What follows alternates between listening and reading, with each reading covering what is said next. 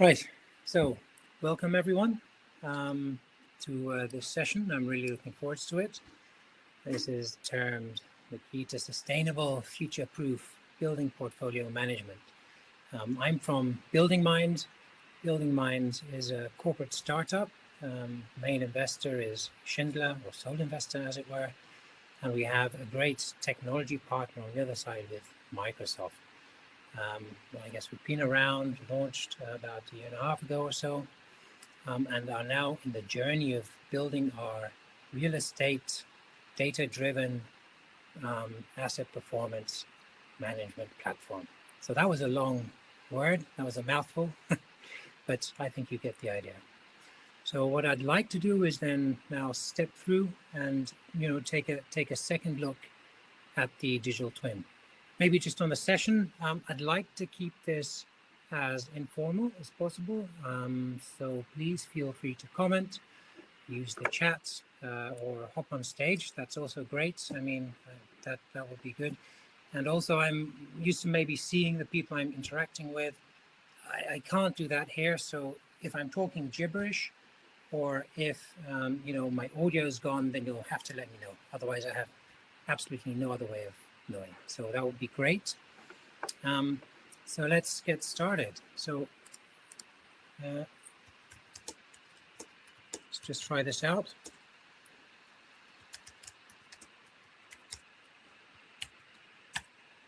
Right, so I've posted a question in the chat. So it'd be great if you could take a quick look, and I would actually be very interested to see what the answer is to that. And maybe up front, to be honest, I don't think there's a right or a wrong answer here. I am sure many different ways you can answer this, but it would also give a few insights as to where people's thinking is, where their minds are. So I'll wait for just 1 second, because I'm not sure whether it's findable.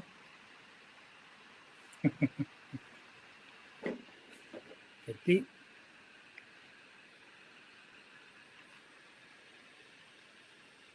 Who else has ideas? So the question is that I put there is, what was the first digital twin? And actually, to be honest, this could also be an opinion rather than a fact. And I think there could be some interest in that.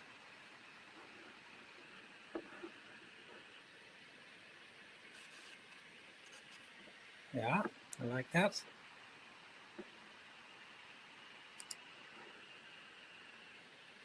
C64, one of a car. Well, I guess transport. I guess that comes close to what I was thinking. I'll, make it a bit more and whatever.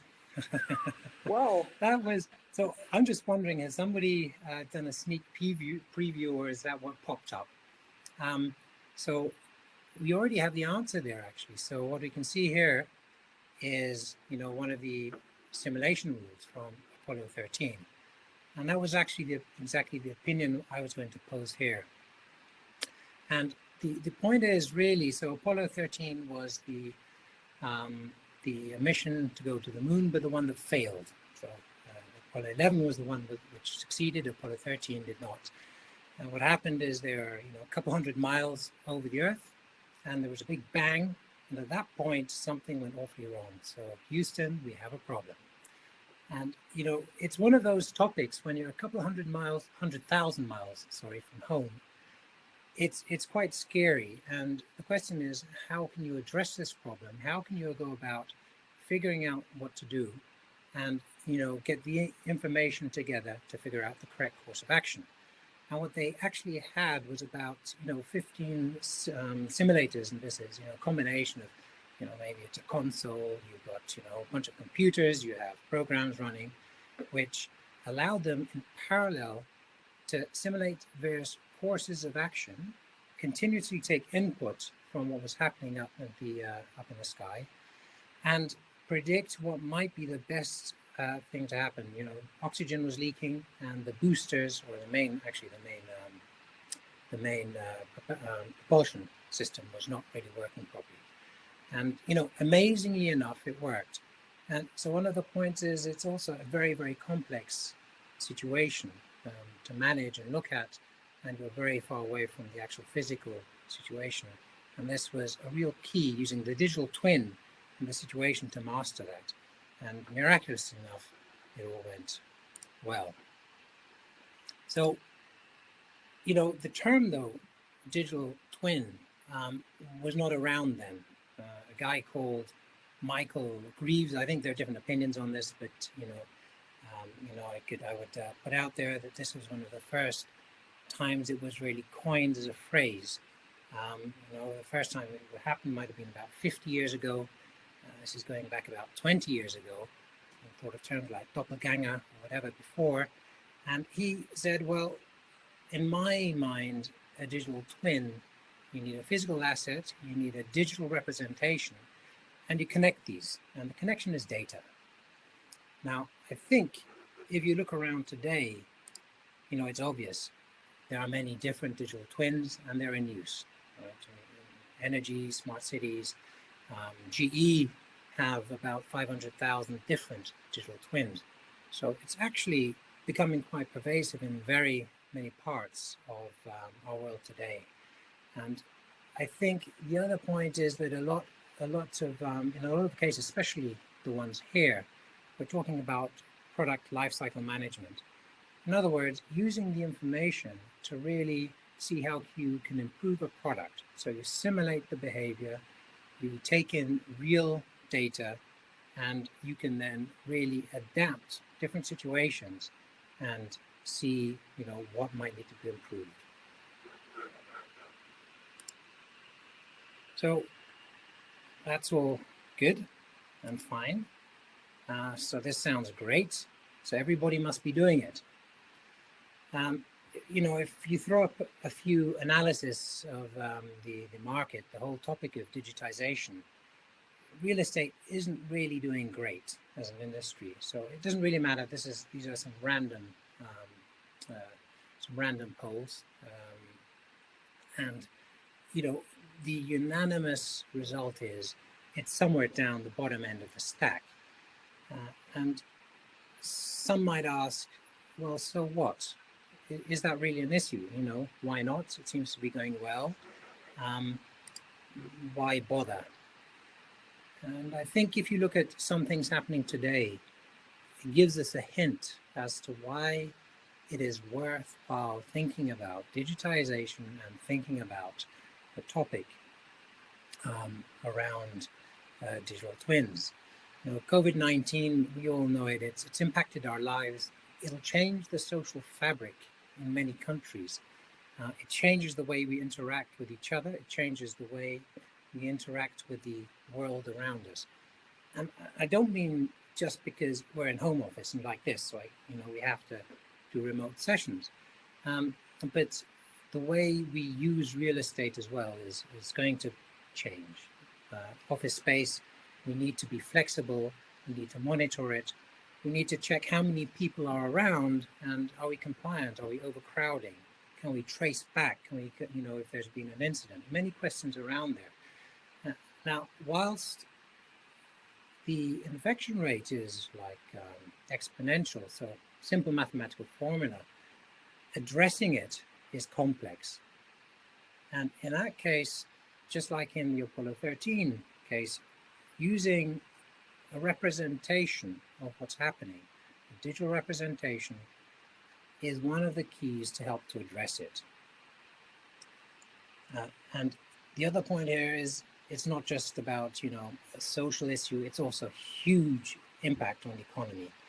We see it every day, tickers, another, 10 billion, another 20 billion gone, 100 billion here, 100 billion there, all to prop up what's happening in the economy. So if that weren't bad enough, once we've dealt with that, we still have the issue we were grappling with before, which hasn't gone away, the topic of climate change. And here again, we have a hugely complex situation which needs to be addressed. Sure, today we use simulations, which in some way is a digital twin to predict weather. We do things like try to model the climate, but that is really just trying to gain insights. Question is thinking about, what the impact will be in the future if we look at, carbon footprinting and the impact on the economy, the impact on real estate, and what we need to do. We need to somehow interact.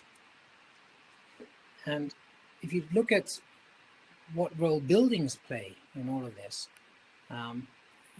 it's huge. And it doesn't matter whether we're looking at the materials which are used, whether we're looking at the energy which is consumed, or if we're simply looking at other emissions from around what's done.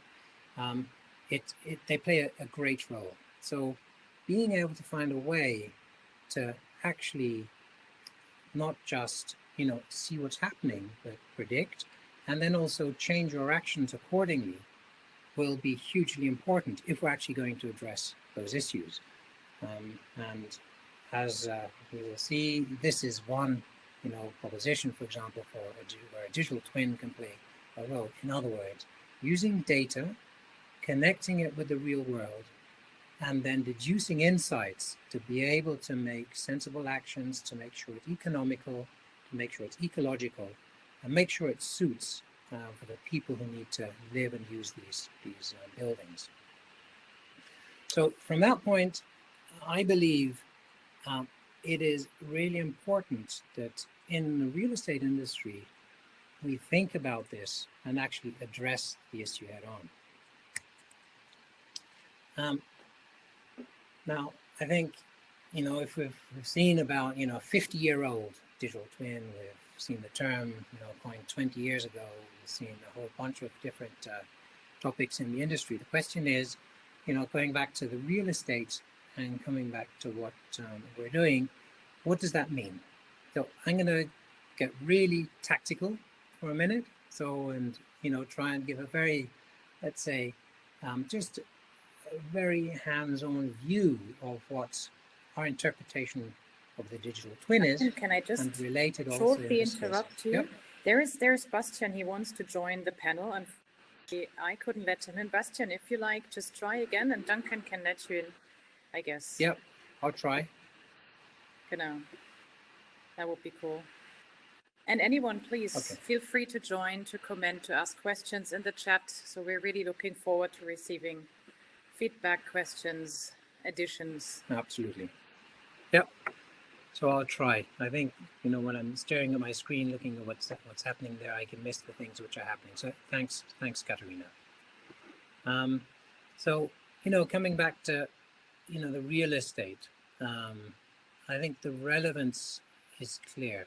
So how do we interpret that? What do we mean when we're talking about a digital building twin? And in our case, really what we're thinking about is not just the architectural view, so the space, but in particular also the equipment which is inside. We mean also the documents which relates to a building, the area. And area, really what that's about is like net area, gross area, lettable area, and also maybe different standards can be used to actually measure the area. And sensors, of course, as we've seen in the case of, how do we easily relate the physical asset to the digital asset.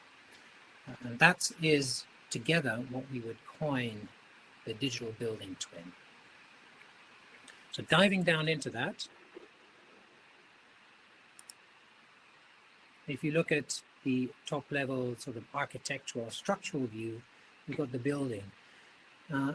Really, that's sort of, your location. That's could be something like, the address and the master data. Master data could include things like, purchase price. It would be, the base area that it has.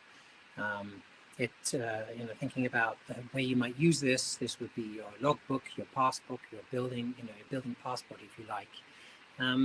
And taking it further, as we'll see, it's our single source of truth for what the building is. Of course, within the building, we have floors. We've got the individual spaces. These are the rooms. And really at that level, when we're looking at the building twin, we're talking about use cases which govern things like space management, equipment management. By that, what I mean is, just, what equipment is there. So having a list of, for example, all of the, fire equipment, HVAC, and the relevant master data to that. And a part of the whole architectural part of our digital twin is, of course, the visualization. Most cases, as we know, this is a 2D representation if we're lucky. So we might have something like a layout. But there are cases, of course, where we have a 3D visualization. In addition, we also call this the opportunity to have a home for a BIM model. And this is really where you can take maybe what you had from the planning and build phase and allow it to live on. So instead of having that break as you go from the build to operate, you provide a home for the BIM model. And important is, of course, the master data. So it's not just about that 3D model. And in fact, I would tender that that's probably not the most important part, but it's the master data you gain with it. And bringing it in means you can actually make it live, you can keep it up to date, and you can actually have that as an initial core for a digital twin. So second point on the visualization relates to maybe further use cases you can spin off it. Points of interest is nothing more than being able to place a pinpoint somewhere in that 3D visualization and essentially associate information with it. This could be something like, a fire extinguisher, it could be a fire door, it could be an elevator, it could be HVAC, whatever it is, and you can associate that master data exactly with that point of interest. Off that, of course, you can spin things like how do you keep the building information up to date, people can walk through it with mobile devices, and what you can also do is basically use that really to create the interactive use cases that you have.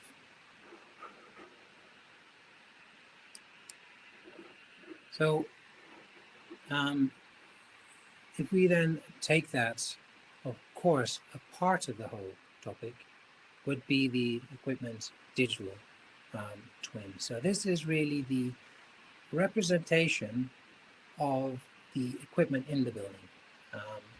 So you've spoken about you can have anything from just a list to maybe a full representation.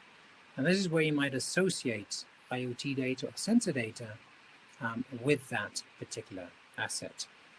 And other things like, activities management and documentation, helping really to manage that equipment and also make sure that any obligations you have that you're managing to, keep those under control. So obligation management, for example. And maybe if we go back to that first picture I showed of all the digital twins, many of those play in that where we have things like, predictive maintenance, we have things like asset optimization. And the last part when you're talking about within the building would be the integration of sensor data as a whole. So really this would be, not really where we're talking about a particular equipment which is sending information, but this could be additional things like footfall cameras, which would allow you to monitor people in the building. This allows you to do things like, optimization of spaces. And when you're taking that, this is where things like the COVID-19 monitoring can come in as well. I just seen it sort of pop up. I think Simon popped something up. So what would the biggest challenges be to incorporate a building structure information for new, especially existing, if possible, building structure health monitoring systems, right? Yeah, so I mean, great point, Simon. So I think I will in part, address one of the points to that, because you quite rightly said if you look at the buildings today, they're not digitized, right? You'd be lucky to have some plans, and you'd be very lucky if they're already up to date. So I'll talk to that a bit, of how you would incorporate and grow that, and what role it plays. Okay, and then maybe once I've gone through, I think it'd be great to then come back to that question, or maybe you'd want to pop on and comment and clarify what you might want. So this, of course, all of what I said is, more or less, if you like, the maximum, extent when you're talking, you have all that.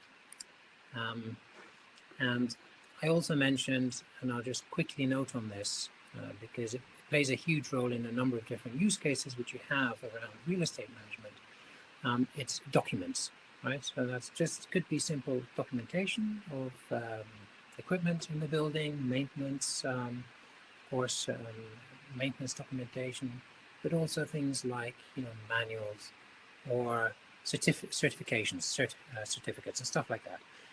And having that in there, what we can do is essentially classify and extract information of those documents once they're on the platform. The use case, just as an example, would be when you're thinking about, transactioning. So once you have that in the twin, it means you essentially have a data room, and creating these is a pain, right? So essentially, from the customers we've spoken to, they say every time they recreate it, and that's expensive, it costs time, and they're basically looking for information which was once there, but has simply got lost.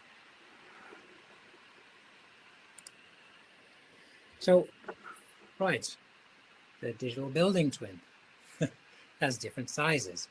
So this is really thinking about the maturity and where you are, what kind of a building it is. On the left, you would have, t-shirt size small. T-shirt size small means, well, we kind of know exactly where it is. We have an address, and we might have some key master data about it, but maybe not much more. And if you go through, through the different sizes to M, L, X, XL, what's happening is you're augmenting the data which is associated with that and creating a richer digital representation. That goes all the way down to, of course, the topic of having, full, 3D, 2D plans, technical facilities, and everything that we saw previously. The key is, though, is that just is not necessary and is not present in the vast majority of cases. So what we believe will happen is we'll probably start with an S. For most portfolios, there might be one building in there which is an L or an XL, if you look at maybe most companies. But that doesn't matter for a number of reasons. The first is, if you look at technology, it's taking us to the right-hand side, right? Sensors are being introduced. Buildings are being renovated. We can see, a lot out there which is basically making it possible to rescan buildings and actually create 2D or 3D representations of buildings, and will really help in the future to land further on the right-hand side. Important though, that's not necessary and will not be available in the vast majority of cases. And the second aspect about the digital twin is how it acts. So I think I said single source of truth, and if you look at the diagram, the one on the left, right, it looks a bit like a bit like a network diagram. It's point to point, and the issue here is information is traveling between all the different if you like, all the different stakeholders. So that's a tenant, an owner, asset managers, facility managers, portfolio managers, of course, all the providers, service providers which interact, and they're exchanging documents, information, emails about the building. Some of it which is relevant, reports. A service provider might keep it, send a copy to a facility manager, And when they change, that's lost. You've lost that history. You've lost those interactions. It's gone. And it also has a second issue, which is if you want to be up to date, that's difficult. You know, it's always circulating somewhere in that orbit. So getting a timely view of where you're at and a transparent one, as an owner, is very difficult in that case. A lot of phone calls, emails, whatever, to get that together. Which, if you look at the right-hand side, having the digital twin as the single source of truth, as it were, for these interactions enables that to happen a lot easier, enables that information to be captured, and also allows the owner to have a timely, more transparent view of the building. Can I ask you a question about it? It's this twin and the picture as you draw it. What would you think is the biggest pain point that, let's say, portfolio managers or even, I don't know, property managers have? Because you're mentioning a lot of stuff, and this graphic looks in a way simple, but in the end there is a lot behind it, I guess. Right. So according to your experience with partners, is there a biggest pain point, or is there a lot of pain points? I mean, there are many different ones. This one talks to, of course, is a lot around data silos. Right. So essentially, if you think about it, each of those pots is creating a data silo, and for many of the use cases and business opportunities that for digital customers are looking for, they would love to have more up-to-date insights to be able to have data-driven decisions about optimizing the financials, optimizing the space. But that's not possible at the moment, or seeing where they're at with their obligation management. Those things are simply not possible to do in the left-hand side, or they're expensive.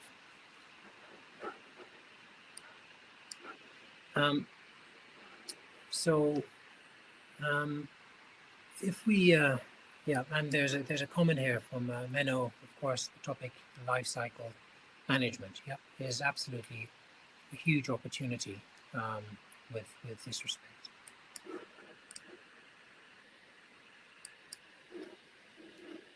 Now, I guess that's really the core twin, if you like. But I think real opportunities lie with a couple of other further points. So I think I've just spent a lot of time simply saying the digital twin, as we say it, is not just a 3D representation, but incorporates all these other elements. That's kind of the takeaway from that chunk, right? That was a long way around of saying that. But really taking it and to go to the next step, we've augmented that digital twin with additional information. We've used the common data model. This is also maybe a term coined by Microsoft. They originally basically published their own model around customer relationship management. They created an open data initiative with SAP and Adobe.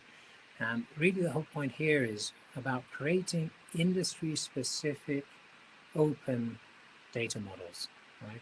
I've put down just some clusters here, tenant, finance, energy, and these really focus around information which has come from other systems, could be third party, or could just be something like, the ERP system, could be something like an SAP or, lease management, could be Plano, whatever it is. But, they would really feed in to this augmented information. It brings in the additional transactional information onto the digital twin. And, maybe just as a look-feel point, of course, what can you do? You can, of course, use this information, you can analyze it, and one visual way of analyzing, showing the results of any analysis you've done under the hood is dashboard. So now you can have, finance dashboards which relate to your physical assets, is navigatable and relatable to that, and is structured around it. So you always have that same viewpoint, regardless of, what kind of information it is and where it's coming from. Property management dashboards, again, another great one for optimizing the properties. And maybe the last one, which relates most to, those first slides I showed, is sustainability dashboard. Of course, is one where, you might be taking information. This could be things like information from smart meters, but it could be Excel, right? If you're looking at a global portfolio, the whole bag will be there of different kinds of sources of information. Being able to create some kind of uniform platform within which to put that and then drive these insights off is, of course, the cornerstone. Now, taking that, one building is great, but that's a little bit, that would be too short, right? And so it's really when you join the dots and, make a whole, join all these digital twins, which are currently, silos in many cases, together, that you create something which can bring value. I think a couple of ways of looking at this, if you look at something like a patient record on paper, yep, great. At least you have the history. You come back, they can say, yep, that's what's happened. Digitizing that, okay, well, that's not bad. It allows you to maybe share the information. You can back it up. You can travel with you. But really, if you think of where big things changed around the patient care is, having patient databases. Now you can create insights across all the, you can deploy AI and machine learning to really have far different and deeper learnings about, trends and about what's happening. Again, maps, similar thing, they're great. Just putting them as a digital format, which initially happened as pictures, also good. It's easier, you can have them on multiple platforms, but the value comes from taking metadata and associating it, knowing that a road is a road, having the geolocations and therefore being able to calculate distances, having addresses in there. Now you can do other things with that. Of course, you can associate further information like traffic information, right? And if you look at somebody like Uber, they mastered the art of really saying, take information, analyze it. The amount of number crunching they do in the background on the platform is immense. And they've created a whole business model around that. So I think that's really about, when you say, well, why should we connect these digital twins? I think that should just help the imagination take that further. What we call that is, the portfolio twin, if you like, right? So this is, the connected individual digital building twins. And now you can really compare, you can benchmark. This creates the first foundation of being able to really look at the patterns in your business and, look over, where do you want to invest, where do you not want to invest, where are you doing great, where not, and then be able to really target the resources where they're needed, right? And that's based on data insights in order to make those decisions.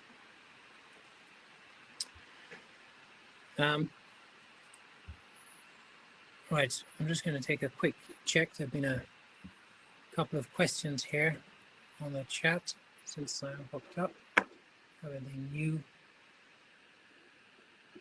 Quick answer on one of the questions regarding our presentation. We were told that we might receive the addresses of the participants after the event. However, if you're really interested and want to get in touch, maybe even earlier than that, send us an email at info@buildingminds.com. You can even find that address on the website, of course, and then we can get in touch with you earlier than that. Okay. Yep. Thank you, Katerina. So we've come to the portfolio, and I think this is maybe a good place. I think, Menno asked the question, would this affect the evaluation? And yes, that's a great question. We believe yes. If you take maybe just two examples, something like the data room having a seamless history, of an asset and being able to transaction it easier would be one example, because you not only save the cost of recreating it, you have greater confidence in the information. And like in many things, it's like having your service history of your car. That, of course, increases the valuation and the value of that. Other things like, being able to steer things like insurance better, more targeted. That might be a second one. So there are different ways, or in sustainability, essentially, being able to say, look, here, I also have the history of that. I have my passport of the buildings as a portfolio. Yes, we're carbon neutral, we can prove this, and here we have it, and it's present. So there are many different things which play into that. And ultimately, this will quite clearly affect the valuation. If it's simply because they're easier and more attractive when it comes to actually something to buy, or whether it's actually in the operations is something, of course, we don't know, but we believe so from the feedback we've had. Right, and I think there's maybe another thing from Jeffrey about the twins and looking at it. So are we, what are we doing and connecting them? Maybe one aspect here is, we're thinking in a first instance to collect and aggregate. So we are system agnostic or hardware agnostic. So it's really collecting that together and allowing that data to be associated with the building, being able to run the analysis and then feed insights back. So for example, our first target is not to command and control, all these twins. That might be, and the second is, it's not our aim to replace a building management system. That's not what this is about, okay? So I don't know whether that helps. That was from Jeffrey.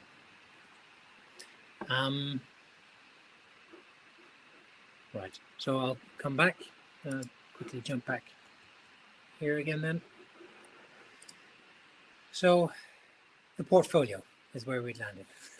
We've gone from individual twins, and we have a whole portfolio of them. And this is really the answer. Yes, one is great. You can do a lot with a single building. Taking additional information and feeding that in and being able to do create these other insights, of course, is the next step. But ultimately, connecting them all together is where you create the real business value for an asset manager or for an owner. And, how do we think about this as a journey? How do we get there? What are aspects about this twin? So if you look at the augmentation, I dropped the name Common Data Model earlier on. And this, again, important, is an open data standard or data model for real estate. And it sits in between, if you like, the data coming in and the insights you want to generate. It acts a bit like an interface to the outside world. It creates that common information, communication, as well as common data platform from which you can then create dashboards, custom dashboards, and deploy AI, use smart algorithms. Simply because if you have to, in each case, for each BMS system, for each SAP system, for each lease management system, for each CAFN system, if you had to really think each time about how to model that and bring that into a system, you end up recreating silos within your consolidation platform. So it's a key concept to have that underlying. And sharing it is, of course, another key concept, right? That being open. That's something we firmly believe, and this is where we have created the IBPDI, slick off the tongue. So that's the International Building Performance and Data Initiative. We created this with the Royal Institute of Chartered Surveyors. They have their own IBOS, International Building Operating standards. That, of course, is finding its way, and that's very much around KPIs. We're driving, performance in real estate. We've partnered with Microsoft. We already spoke about providing the technology around CDM, and Pomplast, a great partner, bringing in insights from the industry. And we are doing this because we believe the industry requires an open standard if it wants to move forwards, right? If it wants to actually reap the benefits of any kind of digitization and harvest that, it is a key, right? It's integrating the data models and the KPI is a big point. We're looking to bring this to the public this year. And of course, we're well aware it's a big task, right? It's a mountain of a task. But luckily, we're very confident we have, the right tools. Our rucksack's packed. We have everything there, and that's a great starting point. And of course, we're doing it with great partners. At the end of the day, though, we know that we're not going to drive it alone, and we also know that if we're going to do it, we will need to team up.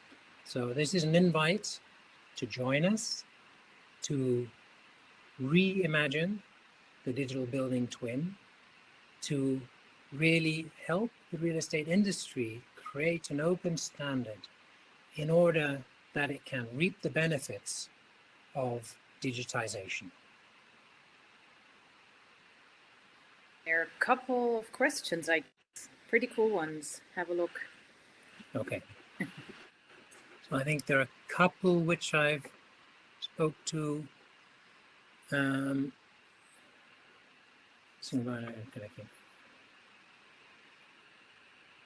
Right, so we can take evaluation we've taken. I think there was one about replacing BMS systems. I think I've answered that. So I think that was also Jeffrey. So we don't replace the BMS system, we integrate into it. Simply because replacing what's there doesn't scale, and it's also very building specific. And ultimately, it's really connecting it at the portfolio level where you believe the ultimate value is going to be created. So what else do we have here? Disparate building systems, access control, fans, cooling, fade, etc. Does that create an ease of starting or a specific strategy for starting a digital twin model from the beginning, the design process? I think I touched on this, how we can integrate this from the beginning. And if you think about BIM models, if of course we have the information from the start, then of course you can also build bottom up.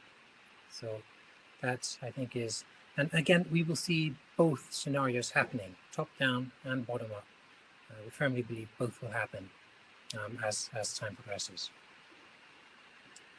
What can you give real estate owners so that they will use a digital twin the entire life cycle of the buildings and their environment?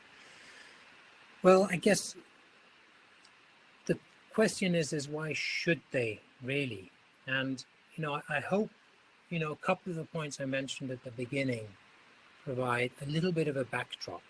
I think it's when you intertwine that with the benefits you can derive that I think when you're looking at the owners who really they're looking at the impact that it has on their P&L, that it's at that level that we will need to be thinking. And it's really why should they? So we've seen things like COVID-19, we've seen things like climate change, carbon. There are a lot coming now with the topic of sustainability. It's simply not doable on Excel. You cannot do it. And you certainly cannot make sure that you hit the target.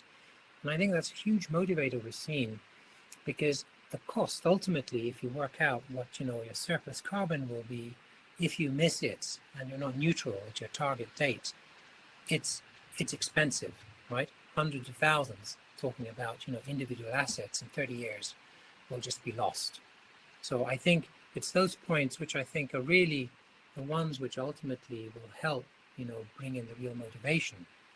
and help facilitate. What benefit would there be to more precise plug load data modeling and design? So Katerina, maybe if you could, you might need to clarify, or Catherine, sorry, it might be, if you could maybe clarify or turn on your audio, that would help. Chuck, so the value can be emphasized during the sale purchase of the building, right? We can understand the concept better. In the example of buying a used car, airplane, or boats, if every maintenance and operations action were digitized in a digital record that cannot be manipulated via blockchain, for example, the buyer's due diligence effort is significant. Exactly, Chuck. Thank you. Right, that I think was the point when I sort of mentioned the transactioning your building passport. That's exactly the point. And it really allows that ability. What's the biggest barrier at the moment to create the ultimate digital twin for the European market? I think that's probably partly in the world ultimate digital twin. So the digital twin, again, is a tool and a toolkit. It's not really a means to an end. And I think on that, really, if you think about that, we will see different digital twins arising. However, when you're looking at the real estate, one of the biggest blockers is really having that common view. What is a building? What are these assets? How do you describe them? The metadata? How do you measure them? And having some agreement of what they are. Because especially if you look at any kind of global organization or even a European organization, you know, you have different standards, you have different measures, you have, you know, different levels. And if you cannot bring those onto one common view, then you will always fail. Because when you come to the next building, the frustration will be there from the start. Look, I have my view of my digital building, but this new one's come along and they have a new standard, they have whatever it is, and I can't integrate it. And all of a sudden, you're creating the next silo. So I think that's a huge, if you look at the technical side and just the logistics, that's a huge one. Also just the lack of available digitization at the moment. But I think we'll see this change because what will happen is, you know, if you want to, for example, use a standard, you know, carbon calculation model, you'll need to have your information in some kind of a standard to be able to profit from that. Then it's a motivating factor to actually move towards that. So, Menno, I hope that's, you know, gives some of the points that we've certainly seen. Right, so I think, let me just see, is anybody still here? Right, yeah, okay, people, yep, so people are still in. Anybody care to take the stage or bring in a comment? I'd really love to have any kind of feedback or comments. I love the comments in the chat, by the way. Mm-hmm. Catherine just wrote that it's more kind of a separate discussion potentially because it's a bit more complex. Okay, yep, no problems. And again, so I mean, if you would like to continue the discussion, yep, love to. You know, I think partnering here is key. So that's something we've seen really, that a number of, you know, of our, you know, partners and customers, they've actually tried to do some of this themselves. And what happens is they start off and they start investing, they start consolidating, bringing the platforms, and the cost rises. And you know what they've ended up doing is building their own platform, but then that's not interoperable. So then when the next system comes along, the next building, or you buy another company, you have no ready means to integrate it because that's been built within itself. So having the open standard is a way we believe, if you want to really allow the real estate industry to reap the benefits of digitization, then it's a key. And that's maybe another hint, why would they not digitize today? It's because, you know, how they can't see a way which they can really get that, you know, the returns for their invest. There's another one. Jeffrey. Okay. Yep. Jeffrey, so plug load smart meters. We have smart electric meters in a building we commissioned in 2018, and it gives you all sorts of use data that can benefit. Right, exactly. So, yep, Jeffrey, smart metering again will play a role in this. So it's again one of the ways, as you say, which can help to keep the digital representation up to date, right? And I think, you know, things like energy consumption monitoring and the whole topic around sustainability will benefit from this and having things like that available. So here again, we work together with partners who can help us really create an integration to the ready systems. We're not going to do that work ourselves, right? We'd like to remain agnostic so that when a customer has a host of different, you know, if you're looking at a global company, then they will have a different company, be it in China or be it somewhere on the other side of the continent, to in Europe. But again, it must fit into that same portfolio view. Otherwise, you lose those real benefits. All right, so I'll allow myself to take a quick sip of water and pause there.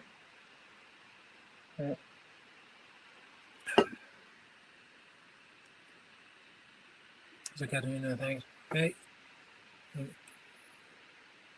Oh, what do we do with the data? Thank you, Jeffrey. Thank you for that. Great question. I think there are different aspects to this. So maybe to make it very clear, we believe the customer's data belongs to the customer. We do not use that data for anything ourselves, right? So the data is stored obviously securely, separated and segregated, it's encrypted for that customer and is solely used for the purposes of, you know, showing what I showed, the access to the application. The, you know, obviously the customer can choose to share that data.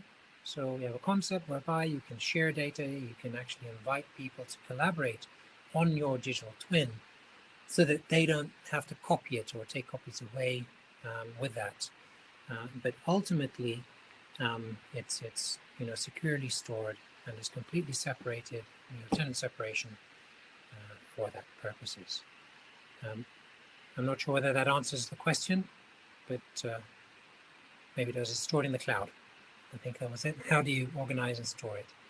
Right, exactly. Yep, absolutely. Key point. You know, we're up to date with that. We'll work with our partners, Microsoft as well, making sure we actually are leading edge as far as how we manage that.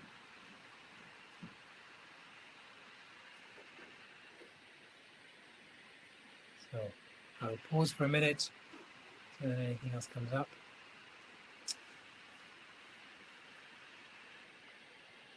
Okay, so I think we're done. Thank you very much, everyone, for joining, and let your imagination go.